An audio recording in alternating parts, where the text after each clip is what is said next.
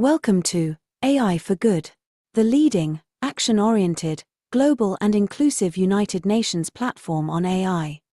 Organized by the International Telecommunication Union, the United Nations Agency for Digital Technologies, in partnership with 50+ UN sister organizations and co-convened with Switzerland. The goal of AI for Good is to unlock AI's potential to serve humanity. In today's AI for Good event, we are counting on you to use the live video wall feature to ask questions and post comments to help create an engaging discussion. We encourage you to stay until the end to chat, connect, ask questions, and network with our distinguished facilitators and world-class AI experts in the neural network. It is now time to kick off the session and welcome our first speaker. The floor is yours.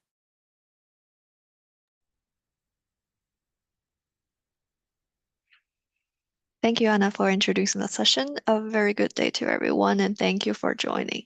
Welcome to AI for Good's AI for Climate Action Innovation Factory, the 2025 Startup Pitch Session 1. My name is Jiaying Meng from ITU, International Telecommunication Union. AI for Climate Action Innovation Factory is an initiative of AI for Goods that aims to harness the power of AI to develop innovative solutions that can help mitigate environmental impacts and support global adaptation efforts.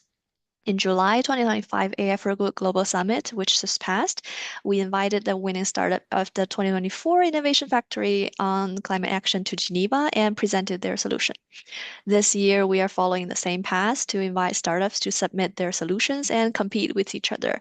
The outstanding startups from the pitch session, which is taking place this week and next week, same time, will attend COP30 at Belém in Brazil in November for live final pitch. And the winner during the final pitch will be invited to the 2026 AI for Good Global Summit in Geneva. Now I would like to introduce our three judges who will give comments and pose questions to Startup Solutions. First one is Carlo, the Executive Chairman of National AI and Cybersecurity, a global think tank to promote effective partnerships. He has been a judge on ITU AI for Good Innovation Factory since 2020. He is here with us with a rich experience. Thank you, Carlo, for joining. Welcome. Thank you very much for having me. I'm thrilled as always to be here as a support to this fantastic organization. I look forward to seeing the vibrant new entrepreneurs and their propositions. Thank you for having me, Jen Yang. Thank you. And our second judge, Jennifer, Vice President of Artificial Intelligence at Logically, where she leads the development of AI-driven solutions to detect and combat narrative threats, coordinated influence campaigns, and adversarial activity, among other harmful online phenomena. Jennifer is also an old friend of our ITU Innovation Factory. Jennifer, thank you for taking the offer and join us. Thank you so much. It's great to be back here again, and it's always really exciting to meet these amazing startups. Thank you so much. Thank you. And our last judge, Vijay, who is the co-founder and the CEO of OptiCloud. OptiCloud was the startup that participated in last year's AI for Climate Innovation Factory Startup Pitch, and Vijay is coming back with us this year to join the judge panel. Welcome, Vijay. Thank you all for having me, and excited to meet the young entrepreneurs with brilliant ideas. Thank you so much. All right, so then our pitch session will start. Please kindly be reminded that each pitch session for each pitch presentation, you can have 10 minutes, followed by 5 minutes of Q&A for each startup. Now I would like to welcome Carbon Track. Yasmin, the floor is yours.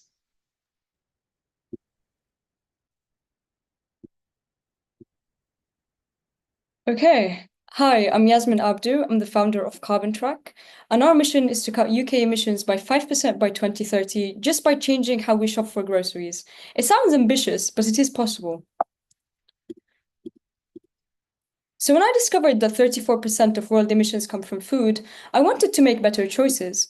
But I quickly realized how difficult it was to navigate sustainability. There's so many factors: packaging, transport, farming methods. Where do you even start? Well, it turns out I wasn't alone. 80% of Gen Z and millennials want to make more sustainable shopping choices, but only 12% actually do. So we interviewed 1,176 shoppers by standing outside of supermarkets and found that the biggest barrier wasn't a lack of interest, it was a lack of clarity and convenience. People don't want to scan QR codes, download new apps, they just want sustainability built into what they already use every single week. So we built Carbon Track, an AI engine that integrates directly into supermarket loyalty cards to deliver sustainability insights in real time. It combines 4 different things. So it's able to generate lifecycle assessments in minutes instead of months through our APIs integrated into supplier forms, which is part of the existing infrastructure. The output of emissions and lifecycle assessments is within 5 to 7% of manual LCA accuracy, and we calculate this through our machine learning models, which we then use to rate products against each other and influence shopping choices for shoppers. We integrate our APIs directly into loyalty apps to suggest 2 to 3 greener alternatives per product for each product the shopper chooses. That means no downloads, no scans, no QR codes, and no friction. Simply shop as you normally would, scan your loyalty card as you normally would. And then we can also reward shoppers by up to £10, which is equivalent to about $12 in cashback, by making better choices or trying our suggestions for greener alternatives. And finally, if a shopper makes a better choice, they get a message like, if you make this swap 6 more times, you can save a turtle's worth of ocean plastic or Arctic ice for penguins. Because I know it sounds ridiculous, but if I told you, like, you saved 200 kilograms of CO2 this year, how many of you actually understand the significance of that number? Absolutely nobody, because people don't connect with raw numbers. But they do connect with penguins, with turtles, with Arctic ice, things they can picture, care about, and also act on. As for our business model, we operate a SaaS revenue sharing hybrid where supermarkets pay a monthly fee for our service, which helps them increase average customer basket size by 2 to 6%, generating tens of millions in extra revenue. Part of the extra revenue we generate funds the customer's rewards pool, and another part of it funds the supplier transition towards greener practices. So it's a nice sort of circular distribution of funds, creating a win-win-win situation in every direction. Other revenue streams include licensing our machine learning engines for Scope 3 reporting. It can highlight where a product falls short compared to benchmarks and suggest improvements.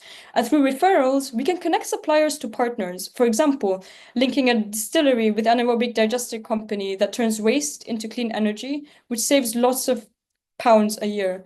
So our model isn't just profitable, it drives systemic change across the entire supply chain. So what are our goals for 2030? First, we want to engage at least 40 million shoppers, because we often think our choices don't matter because we're just one person. But we're not, we're 8 billion people. And so the choices we make together have the power to disrupt and reshape entire supply chains. And we aim to unlock over $500 million in budget in supply chain value by tackling inefficiencies in our supply chains and cut Europe's emissions by 3% through the power of small sustainable actions. For example, if everybody in the UK swapped dairy milk for oat milk just for coffee, national emissions will fall by up to 1.1%. Now imagine those little small swaps multiplied across a dozen of products, rippling back through to farms and suppliers. And finally, we want to save 250 kilotons of CO2 annually through this methodology. And I used to think that climate change was a problem for the big organizations, but those organizations, they don't operate on principle, they operate on profit. And profit is driven by demand or demand. So I figured that if we shift the demand, we shift the system. So in terms of how we stand against competition, we're the only ones that can actually produce life cycle assessments in minutes, gamify the process through a seamless plug-and-play integration, and also have several corporate partners to scale. We're also in the process of finalizing our nutrition insights. That way we can combine both carbon and nutrition into that seamless gamified solution we're offering to both the customers and the supermarkets. And in the last 16 months of operation, we've won the support of major organizations like Samsung, Huawei, Sage, and more. And I've spoken on global stages like Vogue, South by Southwest, the World Design Congress, and the World Internet Conference, winning over 16 awards in our first 12 months of operations. Now, we've had a stellar core team ranging from academia and consulting, and are also supported by world-class advisors with exited founders around the world, including the ex-VP of Bank of America, the ex-CMO of IBM, unicorn founder of one of the largest exits in Europe, and more.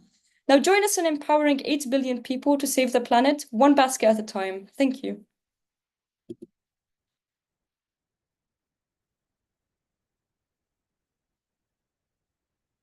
Is it time for Q&A? Thank you, Yasmin. Thank you for presenting. Our judges, please feel free to pose any questions to our wonderful presentation.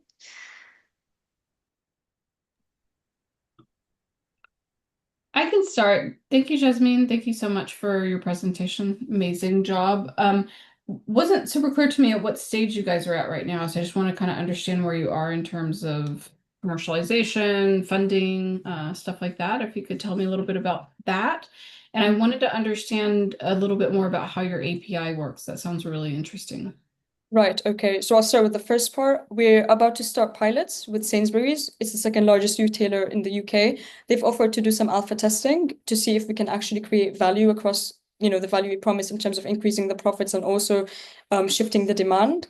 So that is due. We aim to sign those contracts in the fourth quarter of this year, so by the end of the year, and then start pilots at the beginning of next year. And we're just finalizing bits and pieces of our machine learning algorithms. There's about 3 machine learning algorithms we've got at the moment, which I can tell you after I talk about the APIs.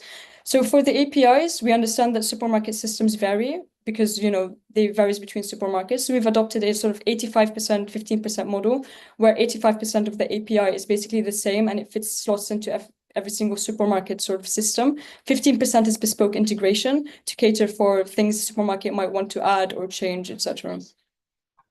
Yeah, that's precisely why I asked. I was wondering how kind of scalable that would be, how adaptive you would have to make it in terms of like that huge supermarket like diversity that you have. In terms of the pilots, are these paid pilots? Is this kind of your first like step towards getting some sort of commercialization going?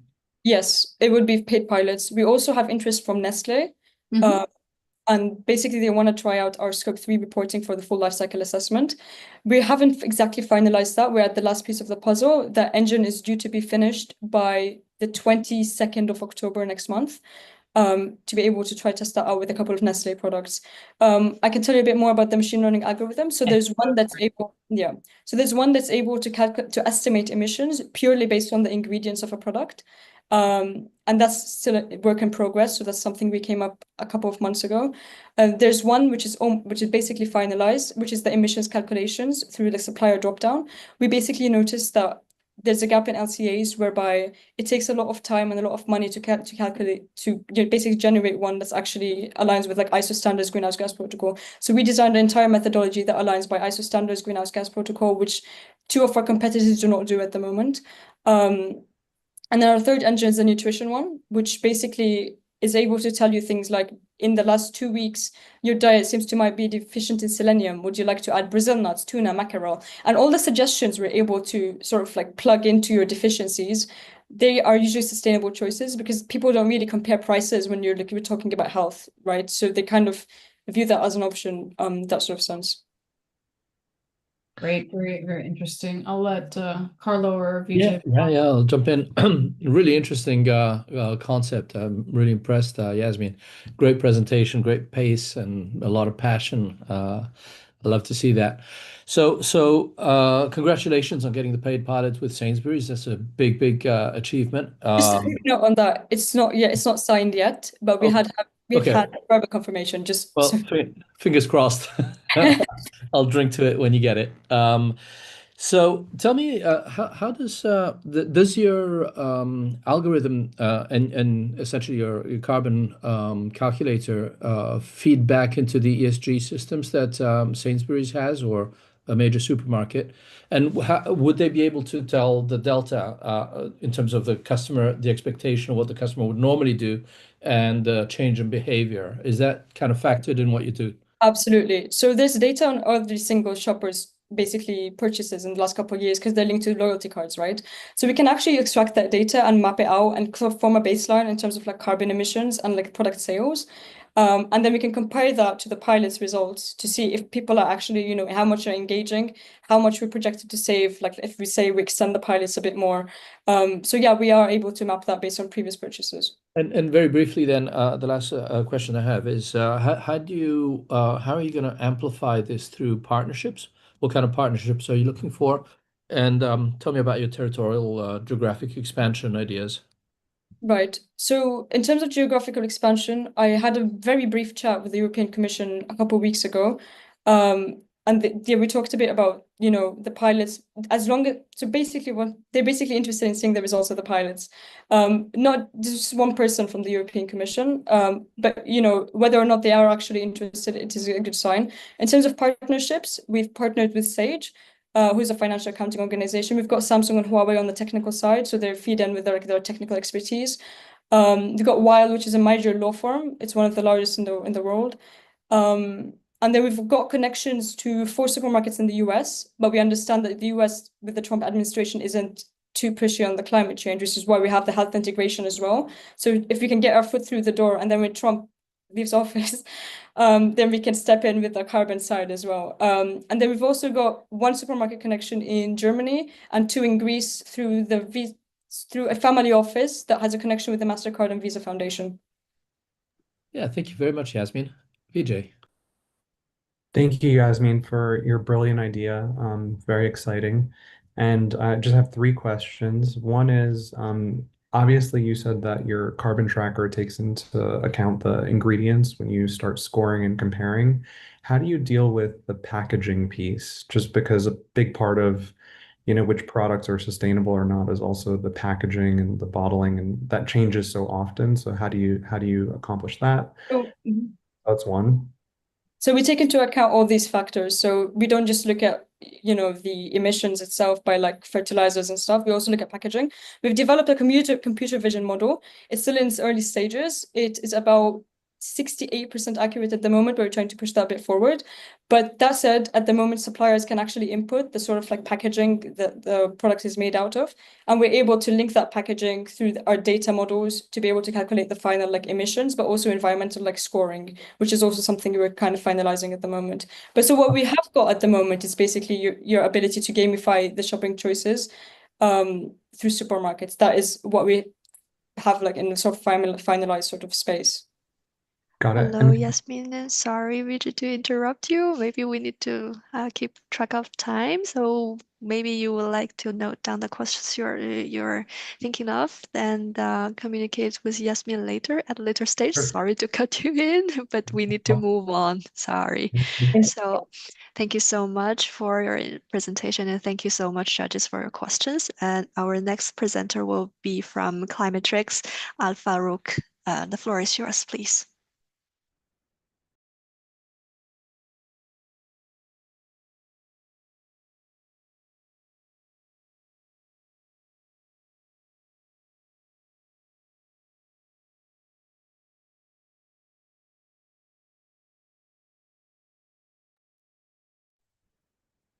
Hello, Al Farouk. Are you here? Can you hear us? Okay.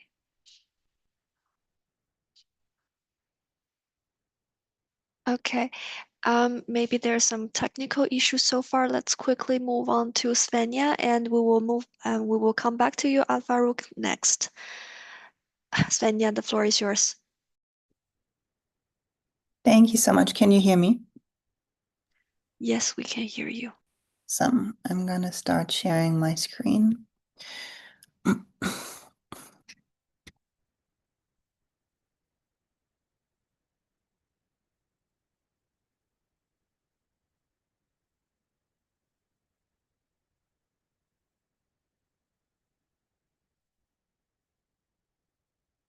Can you see the first slide? There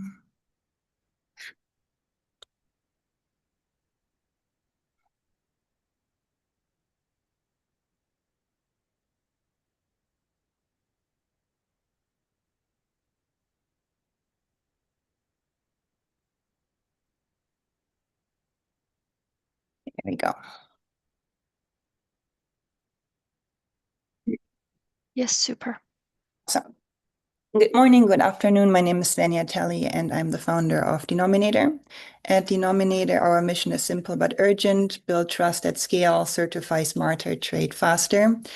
We are here at the AI for Climate Innovation Factory to show how AI for Good can remove barriers that currently hold back climate action, especially for project developers in the Global South. Our strength lies in the diverse team that blends AI, climate finance, and global expertise. I personally bring 15 years in climate finance, data use, and used to serve as a climate change policy advisor at the United Nations at DESA, Department of Economic and Social Affairs.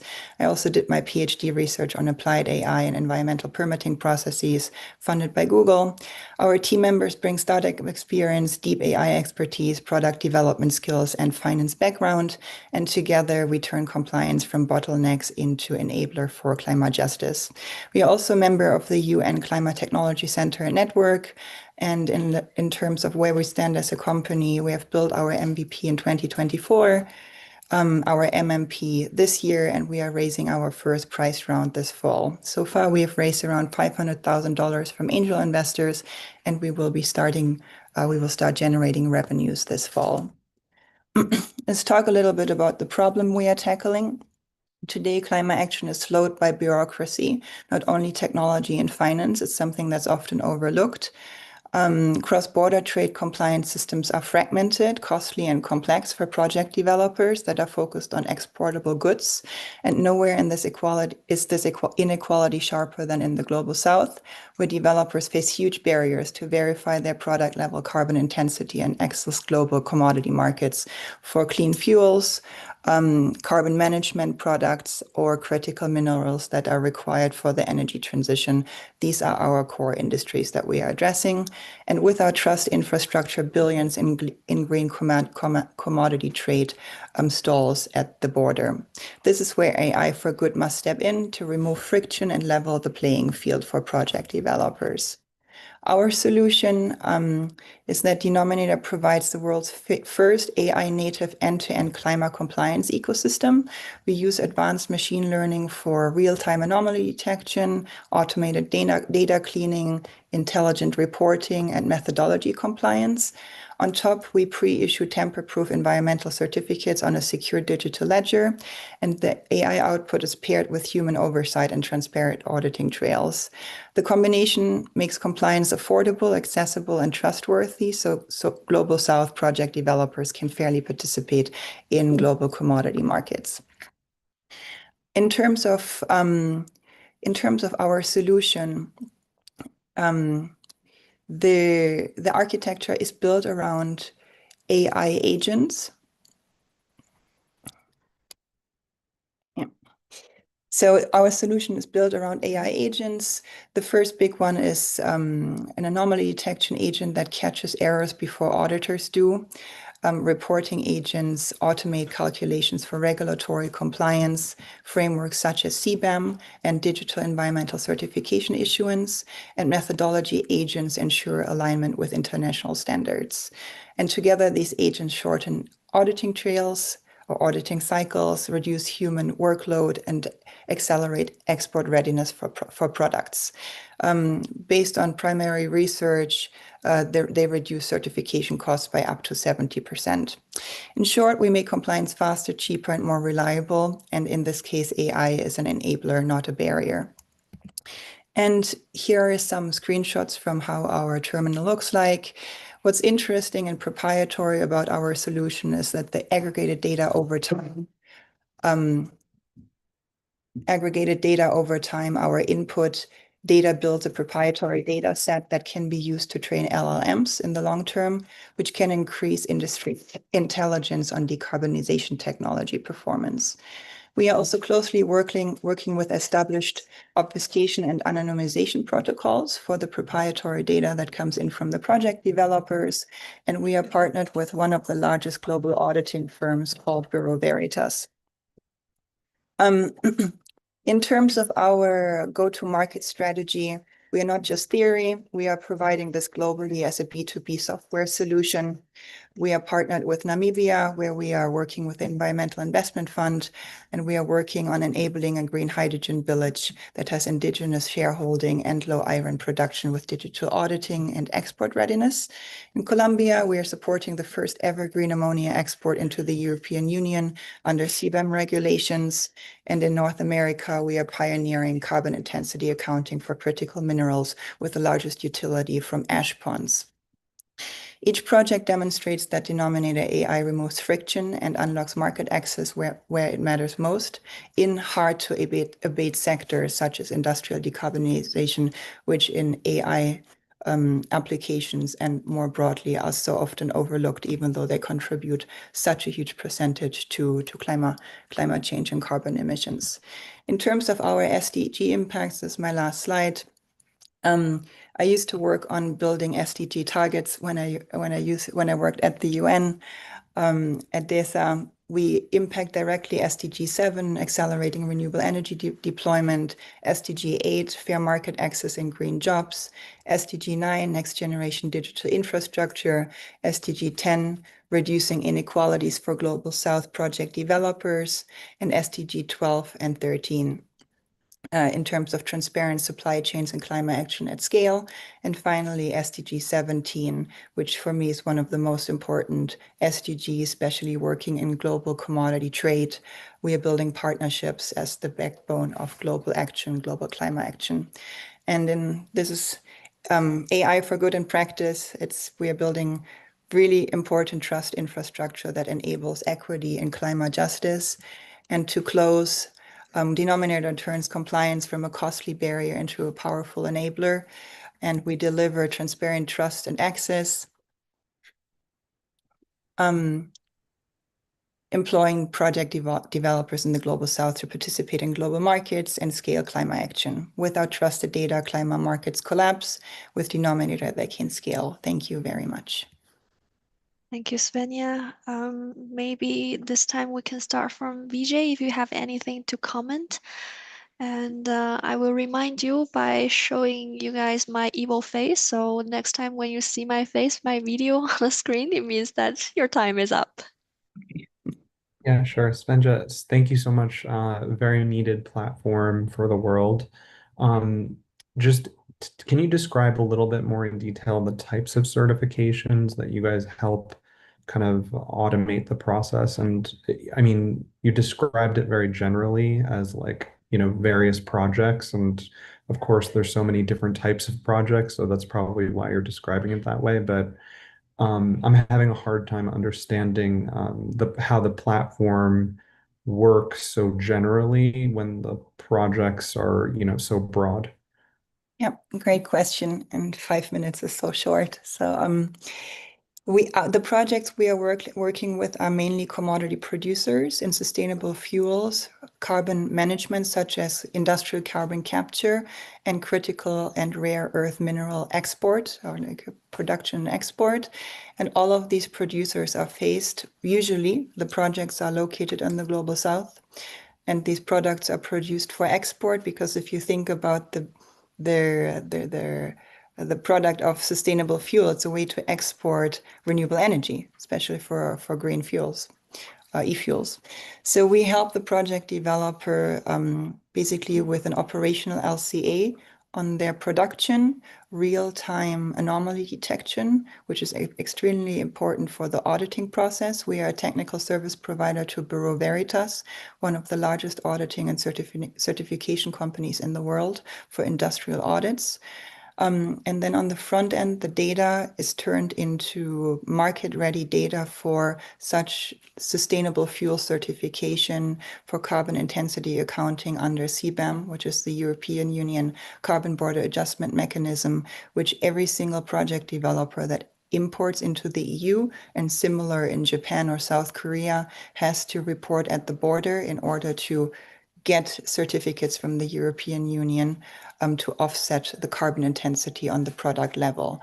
So that's really that's the shift that's happening from the scope 3 level, which usually happen to be the use case and ESG reporting, to a product level carbon intensity accounting, and project developers are usually not ready for this. That's where we come in. Thank you so much. I've got a quick question, if I may, Svenja. You can hear me, right? Yes, yes. Yeah, perfect. So, what is the cost structure for like Global South developers to use your platform? How do you ensure affordability for like the smaller players rather than just the larger, well-capitalized ones that have also the appropriate level of digital literacy? Yeah, Great question. So our cost structure is structured similar as a SaaS product. We have an onboarding fee and a subscription fee, which varies based on the project size, because we want to be able to ensure access to the solution for small SMEs, basically. And then the performance revenues come from a share we take on each issuance of a certification or an export report for whatever jurisdiction the product is being imported into. Okay. So it's basically three revenue streams for us. All of them vary based on the size of the project that we are onboarding. And so related to that, how are you arranging your route to market, your channel to market? Because obviously this has appeal in multiple territories, and you're a startup. So what's the plan? Our pipeline currently is bigger than what we can serve, because we are raising capital right now. We are working both with large producers, oil and gas, especially for decarbonized and carbon capture operations.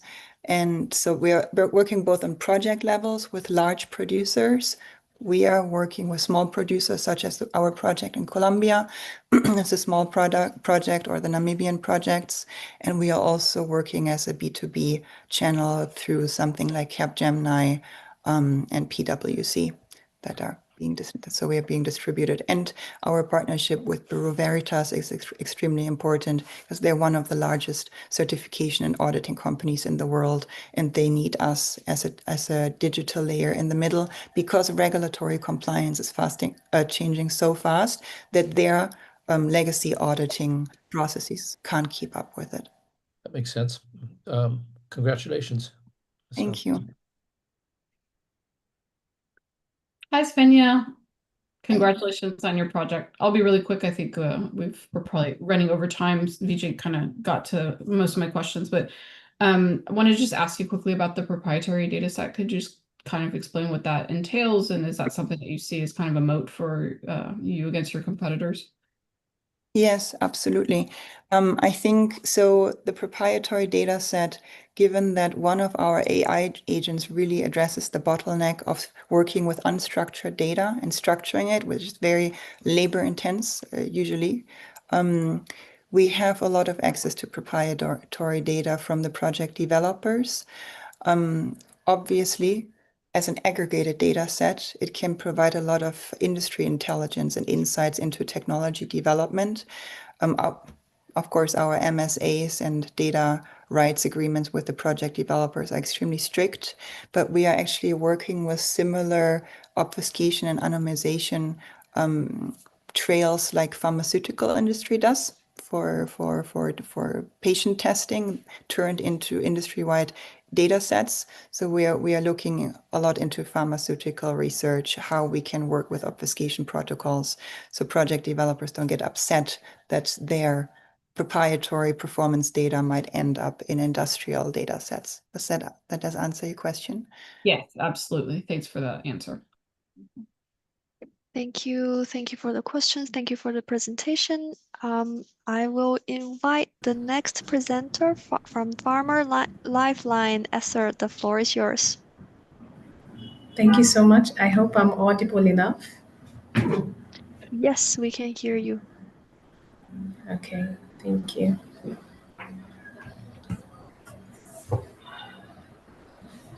So thank you for such an opportunity to share with you what we are doing at Farmer Lifeline Technologies. I am Esther Kimani, the founder and CEO. And at Farmer Lifeline, we exist to get farmers ahead of crop pests and diseases. So I drew my inspiration having grown up in a farming community here in Kenya, in a place called Aberdare, where we would see the Aberdare Mountains. And I grew up farming with my dad, just like other members of the community. And I got to see the devastating effects of crop pests and diseases, where at least a third of our produce was destroyed due to pests and diseases, and the adverse effects of climate change made the situation even worse. This meant there were basic needs that went unmet. Even going to school was even a hard thing for me. But that notwithstanding, I realized that it was not just a problem facing my farming community, but also millions of other farmers in Africa as well as globally who lose almost half of their produce in every farming season to pests and diseases, food that is enough to feed at least 1.2 billion people. Then farmers, in a bid to find a solution, have been excessively using synthetic fertilizers and farm chemicals, emitting up to 9.8 billion tons of carbon annually, and that's about 24% of the total greenhouse emitted. Now, sadly, smallholder farmers have been left out when it comes to climate conversations, yet they are hardest hit since they are so vulnerable. We may ask ourselves, why then has the problem existed for so long? And this because smallholder farmers have had to rely on their own intuition and guesswork, or technologies such as drones that have come up that charge $100 per hour to fly over their farms, or private agronomists that charge $60 per visit to take samples to labs, then come back 2 weeks later with a diagnosis. So these have not only been expensive, but also lacked the timely detection of pests and diseases required. So, having studied a degree in computer science and meeting an able team, we developed and patented the first ever solar powered crop pest and disease detection device that leverages artificial intelligence and machine learning for timely detection of pests and diseases. So, this is an actual image of a device mounted on the farm. I've circled it in yellow so that you're able to identify it on the image. So once a device is permanently mounted on this farm, it is able to scan crops on a radius of 600 meters. And based on the land fragmentation here in Kenya, one device is able to serve at least 3 farmers. And we only charge a leasing fee of $3 per month, no installation cost. So how does it work? So once it identifies any pest or disease on the farm, the individual farmer, for example, these three, each of them will receive a distinct email, a distinct message of the crop type, the pest or disease that has been identified on the farm, and recommendations of what they should apply and the exact quantities. Not only that, we also recommend what they should plant, and we also give them a weather forecast, also for making the advisory easier. So when you look at our competitor landscape, we do have drone companies, private agronomists, and even mobile applications such as Plantix. So when you look at the basis of affordability, sending local communication, that is, sending the SMSs in their local languages, the ability to predict pests that follow certain climatic conditions, 24-hour surveillance of farms and detection of the pests and diseases on time, device capacity is able to detect pests and diseases in their thousands of species, and even the ease of use, Farmer Lifeline beats all our competitors. So far, we've been able to install our devices in at least 5,000 farms and increased farmers' income by 35%. We've reduced their losses by 47%, and 100,000 metric tons of emissions have been saved following the recommendations of the exact quantities to apply when needed. Then we are currently scaling here in Kenya and are looking forward to also scale across Africa. It is because of such impact that we received the United Nations FAO Achievement Scroll in 2023 for our impact and potential impact on the continent. So we've gradually grown our revenues, as seen on the screen, and we are looking to close at $186,000 by June of next year.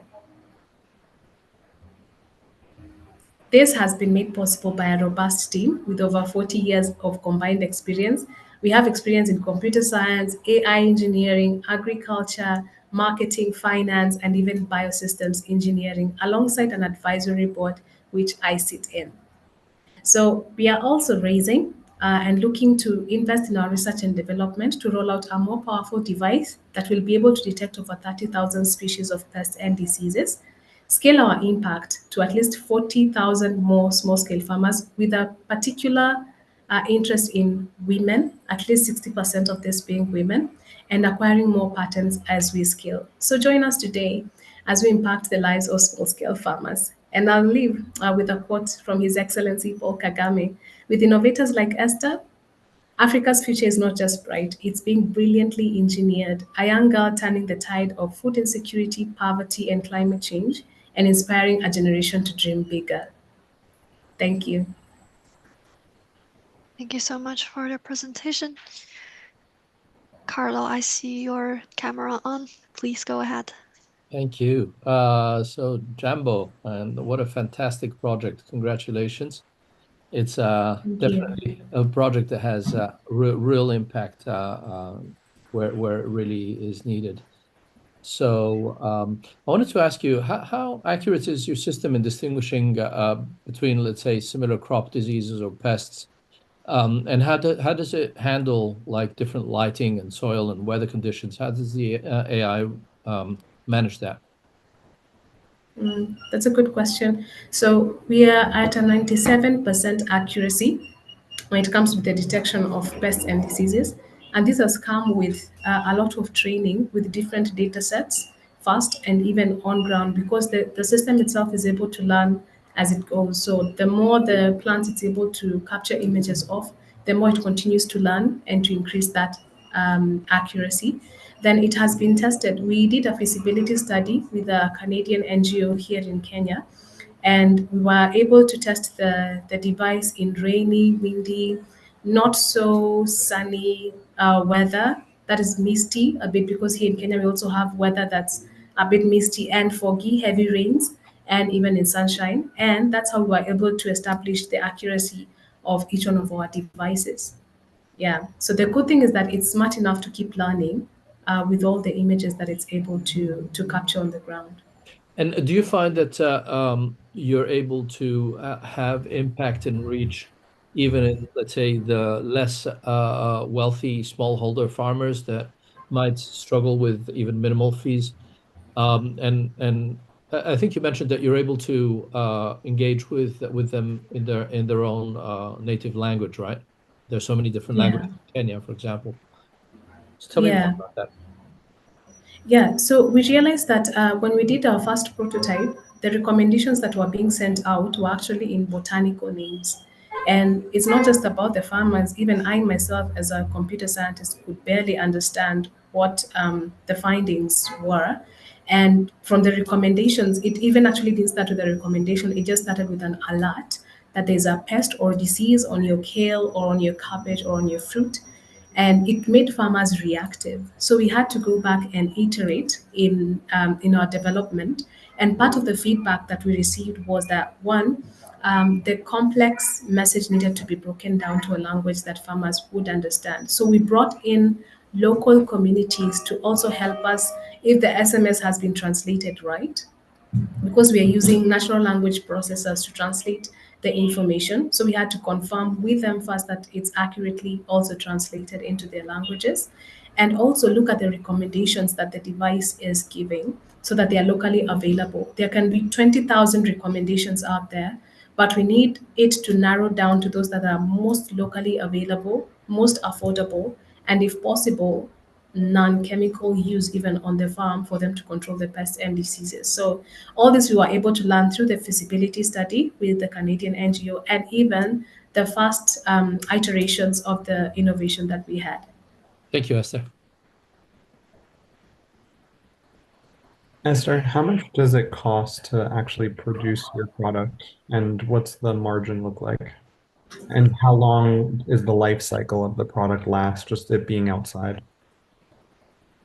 Okay, so how much does it cost for the devices? So what we've done, we've signed an exclusive manufacturer's agreement with a company in Japan, and that helps us to reduce the cost of certain components of the device. So in total, one device will cost $80.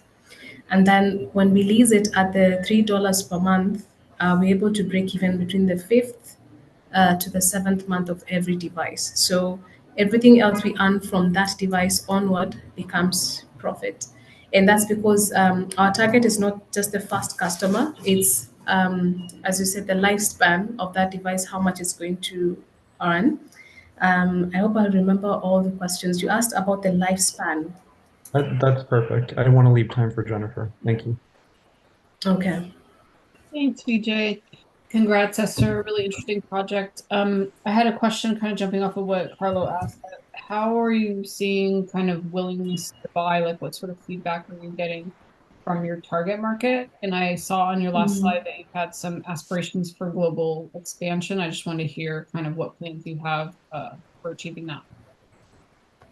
That's a good question, and I think I'll align it with the previous question on the willingness to pay and how much, whether we've seen a struggle with those farmers. So we started with $1 a month, and we realized that it actually raised more questions.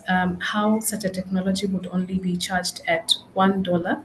So we had to go back to the drawing board and look at how much is a smallholder farmer willing to pay, and especially those who are also able to commercialize something small at the end of the month. So when it comes to scale, we piggyback on farmer groups, farmer cooperative groups, and women groups, because we saw that at least 70% of small scale farmers can be traced back to that. So that reduces our customer acquisition costs, and it gives us that last mile distribution of the devices where we're able to reach them now at scale. So when it comes to the global scaling, we are looking to patent at the African level ARIPO and WIPO, and we've already made significant steps with that, and also proving an 86% retention rate with our farmers. We do feel that we are ready to scale the innovation beyond the Kenyan borders. Thank you very much. Thank you so much. Thank you so much for the presentation. Now I move on to our last presenter from Climatrix AI. Al Farouk, are you here with us?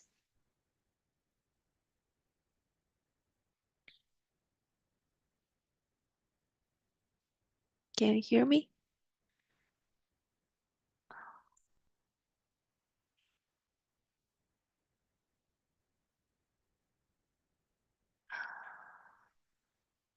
Al Farouk, are you here?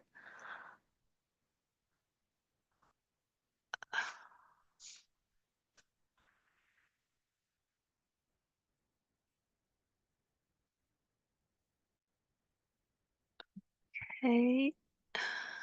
Yes. Seems like this colleague is not with us, unfortunately. Maybe do we have any questions from the neural network? Any questions from the audience? Hello. Or any other follow-up questions from Hello, can our... you Yes, we are hearing you, Al Farouk. Yes, please present your solution.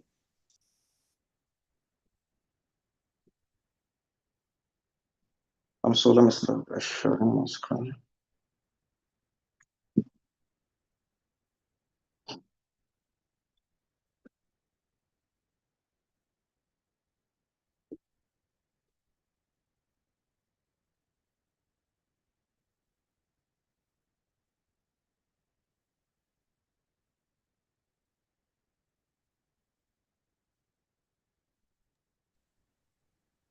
Do Can you see my screen?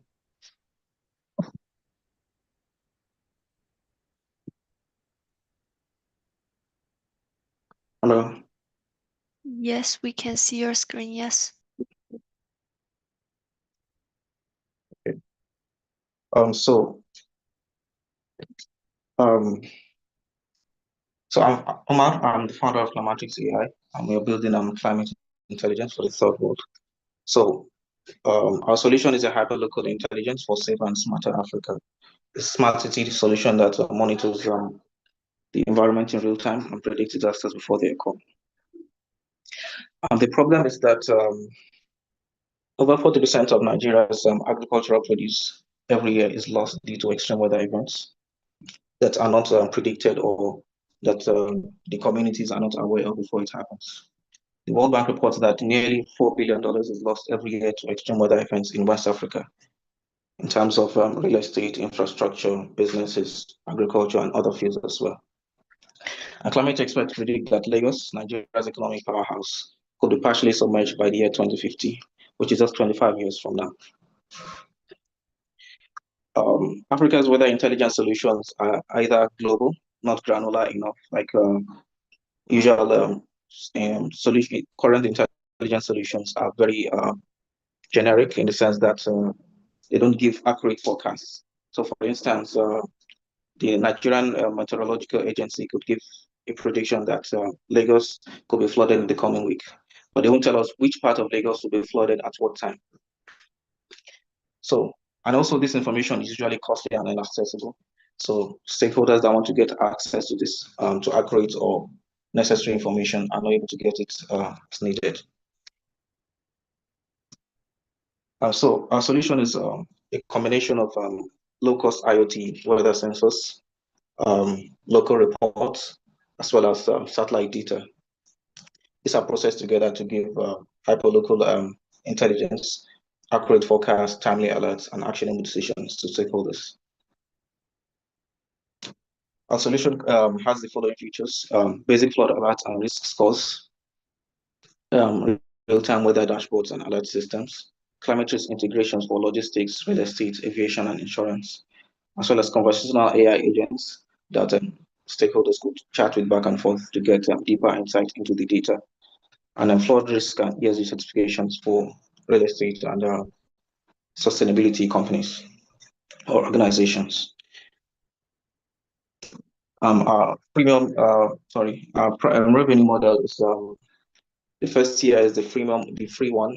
That's an online tool that allows users across any location in Nigeria to input their address or location of interest and get environmental insights, flood risk, and other relevant data on that location, and subscribe for alerts whenever is danger or risk of disaster happening within that location. For the business B2B solutions, we have APIs. So these are going to be user-based pricing for integration into larger systems and already existing infrastructure, as well as dashboards and softwares for stakeholders, government, real estate, agribusinesses. That's going to be subscription-based pricing. Currently, we're at MVP stage with over 400 flood risk reports generated on our platform, and we currently have a partnership with Qualcomm for development of our IoT sensors and NICOMSAT for access to Nigerian local satellite data. Our first year revenue target is $69,500 through API subscriptions and integrations with early adopters. Our market size, total addressable market is $200 billion, while the serviceable obtainable market within the next 5 to 7 years we're estimated to be around $2 billion. So far, we've been selected among the top 10 promising deep tech startups in Africa for the Qualcomm Making Africa Initiative 2025. Awarded top 10 AI solutions at the Robotics and Artificial Intelligence Nigeria Summit 2025. Selected for the INSEAD AI Venture Lab, and also won the Data for Value One Hackathon for Africa. Currently at the first phase of IBM patent filing, so filing a provisional patent for our core technology, and we have partnership with researchers across 3 continents that are actively involved in research in this field.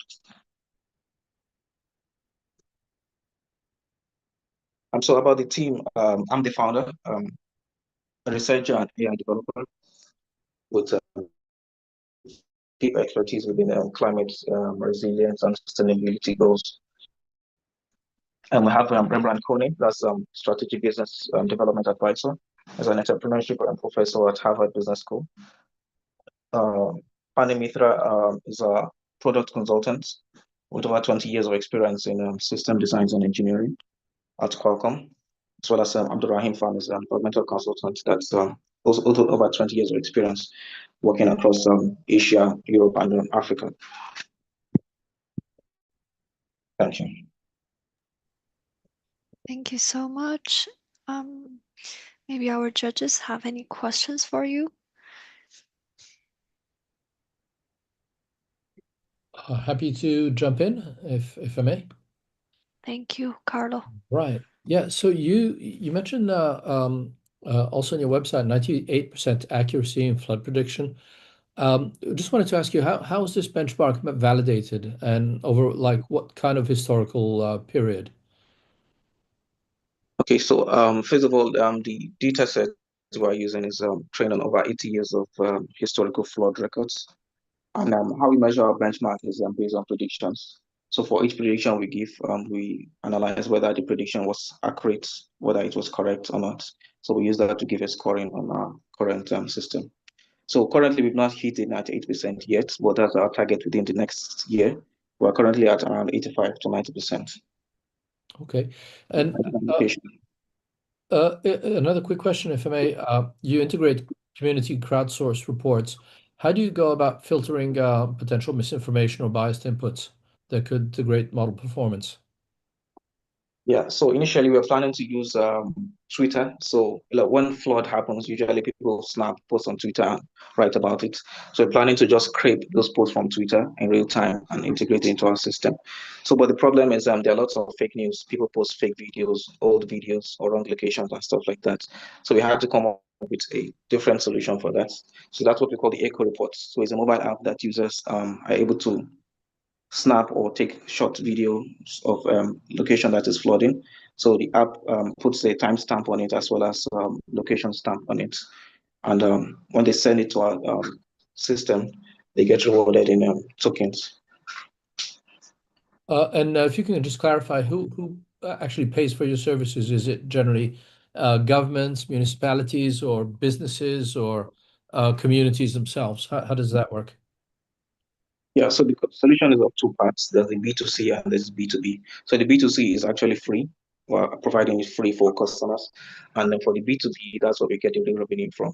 So currently we're partnering with real estate. So there's a real estate marketplace that we like to integrate our API into their property listings. So as buyers want to buy a property, they see the property description as well as the environmental risk of that location as well. And we're also having talks with Nigeria's largest telecom provider. So that's MTN.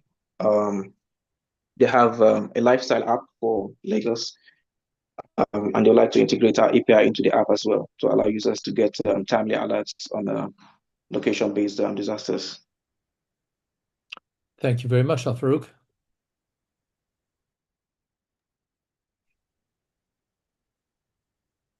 Go ahead, Vijay. Yes. Hi, Farouk. Just one quick question. Great solution. There's definitely a big problem around prediction for weather. There are a lot of other startups that I've seen kind of working on this problem. How do you guys differentiate yourselves from others who are kind of have access to similar satellite data, et cetera, and doing something very similar? Okay, so what happens is that usually the satellite data are not usually used directly as it is. They're usually refined using local, local additions. So usually countries that have a large, they have localized, they have weather stations and other extra information that you can access and fuse together with the satellite data, they're able to extract insights.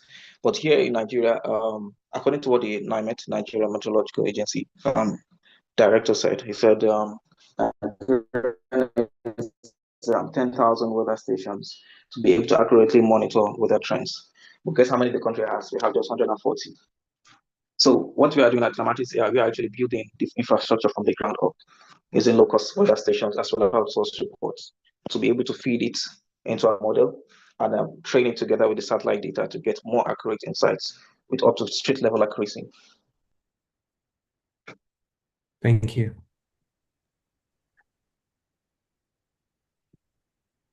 Yeah, just quickly, if we have time, I just wanted to ask a question about kind of differentiation, IP, if there's anything within your technology that you think is protectable, that would really differentiate you. Yeah, so I think I mentioned it earlier that we're currently filing for a provisional patent. So the patent is covering the design of a sensor or our weather stations, as well as our algorithm and use of blockchain technology. You're in the phase of filing for it right now? Yeah, we're filing for it right now. Okay. Thank you. Congratulations. Okay, perfect. Thank you so much. Yeah, thank you. Thank you so much, colleagues, for your wonderful presentation, and judges for your questions and comments. Thank you so much, everyone, for joining this webinar until now. During this webinar, we will not announce any winners, and also we will not announce any winners next week as well, but we will do some evaluation after the webinar, and then we will announce it maybe offline or on our website. So everyone, thank you for joining. We look forward to seeing you next week the same time. Bye-bye. Thank you.